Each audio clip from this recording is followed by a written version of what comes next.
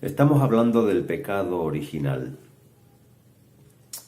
¿Por qué el hombre se encuentra interiormente dividido?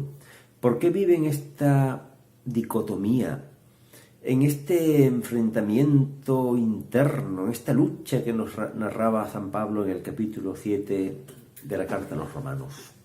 ¿Por qué es que la criatura terrestre más perfecta de la creación de alguna forma no funciona?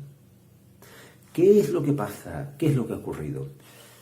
Juan Pablo II, cuando terminó sus catequesis de la teología del cuerpo, dedicó 2 años, las audiencias de los miércoles de 2 años, a comentar el credo.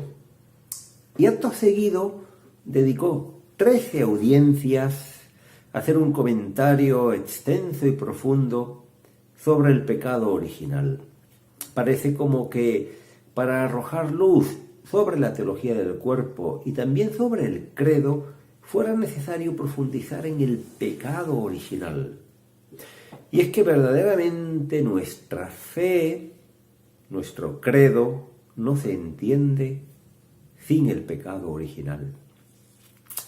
Es más, llegó a decir lo siguiente, llegó a decir Juan Pablo II en el año 86, decía: el misterio de la redención está en su misma raíz, unido de hecho con la realidad del pecado del hombre. Pecado y redención son términos correlativos en la historia de la salvación. No es posible hablar de salvación ni hablar de redención si perdemos de vista la realidad del pecado. Es la pura verdad. Necesitamos ser salvados. Es más, nos dice Juan Pablo II que el pecado, a la luz de la redención, es una ocasión para conocer mejor el amor misericordioso de Dios. Benedicto XVI, o más bien el cardenal Ratzinger, porque todavía no era papa, comentó que una de las más grandes tragedias de nuestro tiempo es la pérdida de conciencia de pecado. Es verdad, porque reconocerte pecador es la condición de posibilidad para experimentar la misericordia divina, para experimentar el amor sanador de Dios. Que a lo mejor diga una persona: he descubierto mi estado de esclavitud, he descubierto el odio que tengo, he descubierto lo lujurioso que soy, he descubierto hasta qué punto me conduzco con avaricia, como si un esclavo del dinero, como si un esclavo del prestigio, del orgullo, de la imagen. Eso, que parece algo malo, es bonito por el potencial que tiene, porque a partir de ahí es cuando esa persona se puede agarrar al Señor y experimentar la misericordia y el perdón. El perdón que para los católicos que entendemos lo que es el perdón que no es algo sentimental.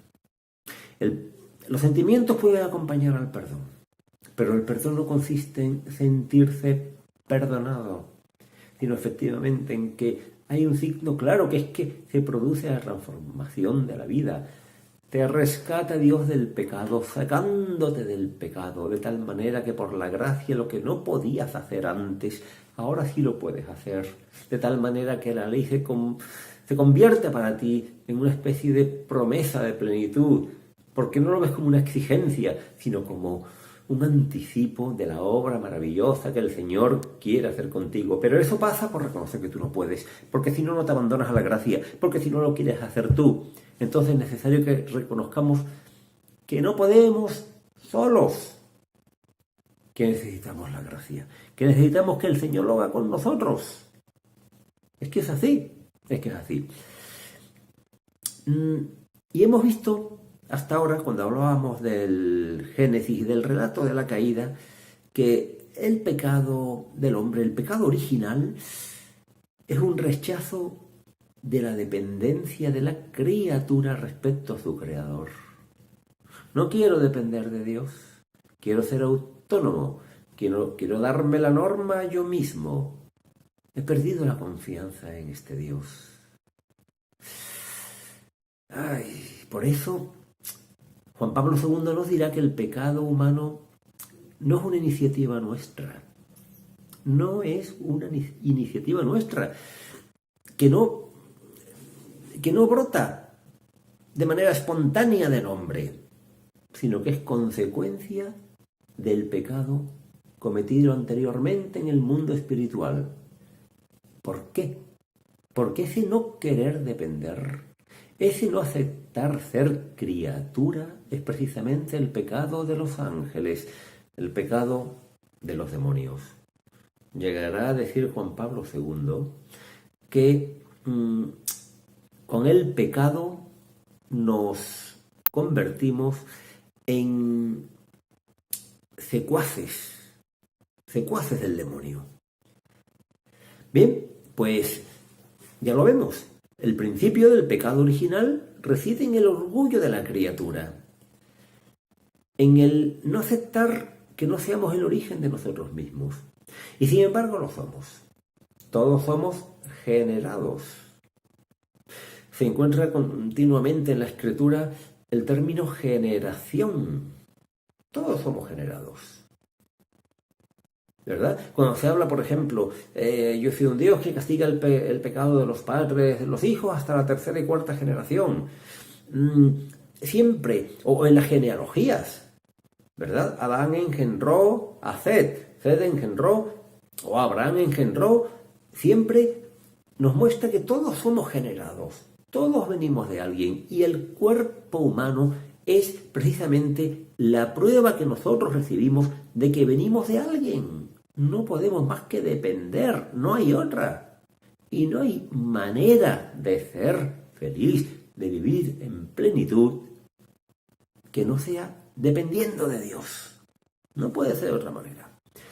Bueno, pues este pecado original, este cataclismo ontológico que hemos comentado, tiene tres grandes consecuencias en el plano de las relaciones hombre y mujer. La primera es la vergüenza del cuerpo.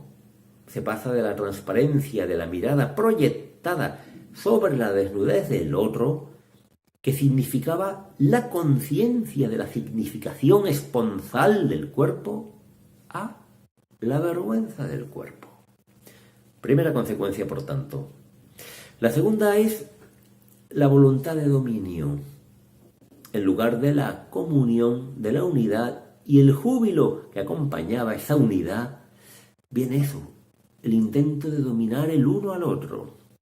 Lo veremos, si Dios quiere. Y por último, la división de la concupiscencia. Todo esto tendremos que ir viéndolo y esforzándonos en entenderlo.